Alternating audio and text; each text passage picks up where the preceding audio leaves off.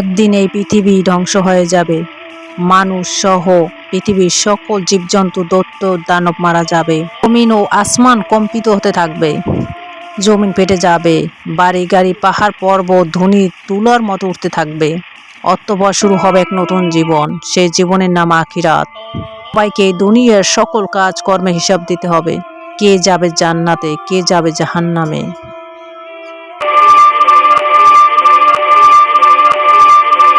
মহান রব্বুল আলামিন সবাইকে পুনরায় জীবিত করে হাসরের ময়দানে দাঁড় করাবেন।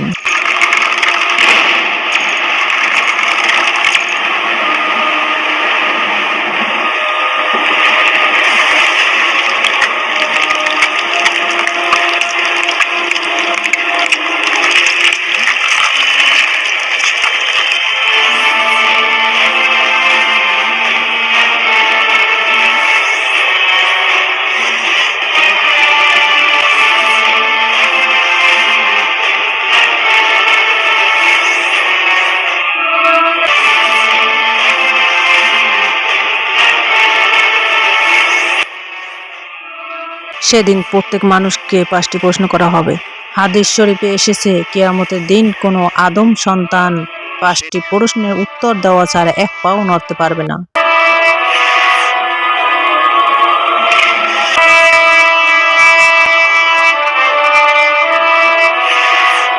সেদিন তাকে জিজ্ঞাসা করা হবে তার জীবনের লক্ষ্য উদ্দেশ্য কি ছিল এবং যৌবনকাল কিভাবে কাটিয়েছে, কিভাবে উপার্জন করেছে এবং তা কোন পথে ব্যয় করেছে, তার জ্ঞান বা বিবেক অনুসারে কর্ম করেছে কিনা এবং মহান রবের ইবাদত করেছে কিনা।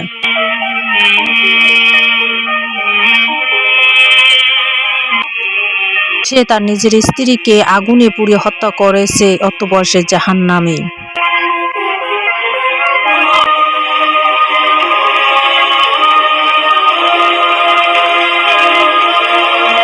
অনেক টাকা পয়সা থাকার সত্ত্বেও দান খয়রাত করে নাই, সেই টাকা দিয়ে নেশা করেছে, অতঃপর সে জাহান্নামী।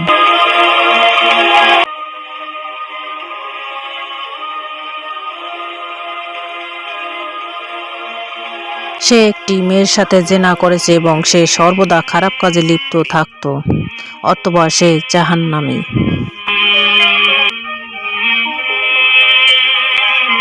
যে স্বামী থাকা সত্ত্বেও অন্য পুরুষের সাথে জেনা লিপ্ত হয়েছে, অতঃপর সে জাহান্নামী।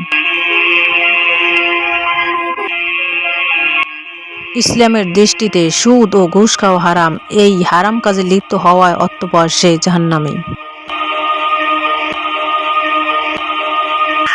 আল্লাহ ব্যতীত অন্যজনকে রব স্বীকার করেছে এবং মূর্তি পূজা করেছে, অতঃপর সে জাহান্নামী। যারা তাদের কৃতকর্মের কারণে জাহান্নামে যাবে, তারা অনন্তকালের জন্য জাহান্নামে কঠিন শাস্তি ভোগ করতে থাকবে।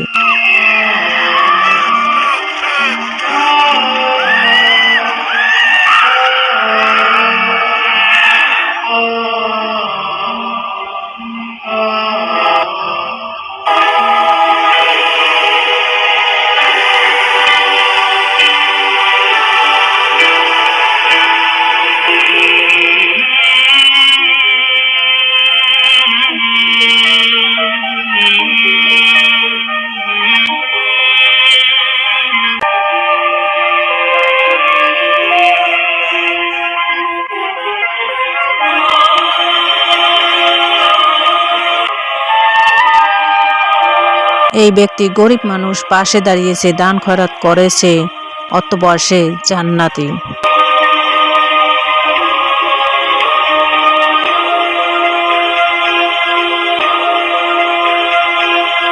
হালাল পথে টাকা রোজগার করেছে এবং নামাজ কালাম আদায় করেছে, অতঃপর সে জান্নাতি।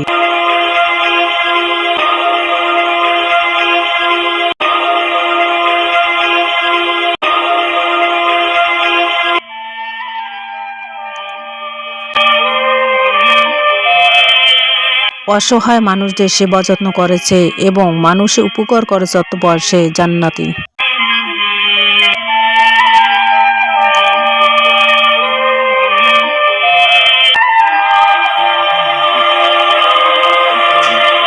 কুরআন হাদিসের কথা শুনে তওবা পাঠ করেছে এবং মহান রবের উপাসনা করেছে, অতঃপর সে জান্নাতি।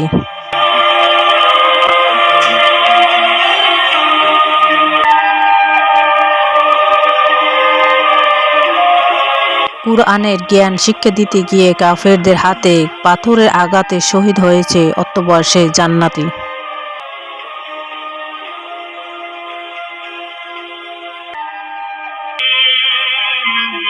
যারা তাদের ঈমান ও আমলের কারণে জান্নাতে যাবে, তার অনন্তকাল জন্য জান্নাতে নাজ নেয়ামত উপভোগ করতে থাকবে, যা কখনো শেষ হবার নয়।